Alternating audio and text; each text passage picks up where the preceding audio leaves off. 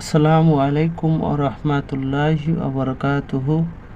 সুপ্রিয় সম্মানিত মুসলমান ভাই ও বোন, আমি আপনাদের মাঝে একটি হাদিস বলবো। হাদিসটি অত্যন্ত একটি গুরুত্বপূর্ণ হাদিস এবং এটা কি পরিমাণ যে ফজিলতপূর্ণ এই হাদিসটির ভিতর বর্ণনা এসেছে।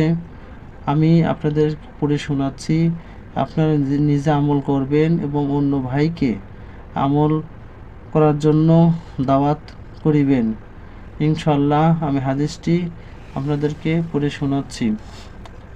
হযরতে আলী রাদিয়াল্লাহু বলেন, আমি রাসূল সাল্লাল্লাহু আলাইহি ওয়াসাল্লামকে এই ইরশাদ করিতে শুনিয়াছি যে মুসলমান কোনো অসুস্থ মুসলমানকে সকালে দেখিতে যায়, সন্ধ্যা পর্যন্ত ৭০,০০০ ফেরেশতা তাহার জন্য দোয়া করিতে থাকে। আর যে সন্ধ্যায় দেখিতে যায়, সকাল পর্যন্ত ৭০,০০০ ফেরেশতা তাহার জন্য দোয়া করিতে থাকে এবং জান্নাতে সে একটি বাগান পায়। সুবহানাল্লাহ, সুবহানাল্লাহ। আমি হাদিসটি আরো একবার পড়ে শোনাচ্ছি। হযরতে আলী রাদিয়াল্লাহু বলেন, আমি রাসূল সাল্লাল্লাহু আলাইহি ওয়াসাল্লামকে এই ইরশাদ করিতে শুনিয়াছি যে মুসলমান কোনো অসুস্থ মুসলমানকে সকালে দেখিতে যায়, সন্ধ্যা পর্যন্ত ৭০,০০০ ফেরেশতা তাহার জন্য দোয়া করিতে থাকে। আর সন্ধ্যায় দেখিতে যায়, সকাল পর্যন্ত ৭০,০০০ ফেরেশতা তাহার জন্য দোয়া করিতে থাকে এবং জান্নাতে সে একটি বাগান পায়। সুবহানাল্লাহ। হাদিসটি তিরমিজি শরীফের হাদিস।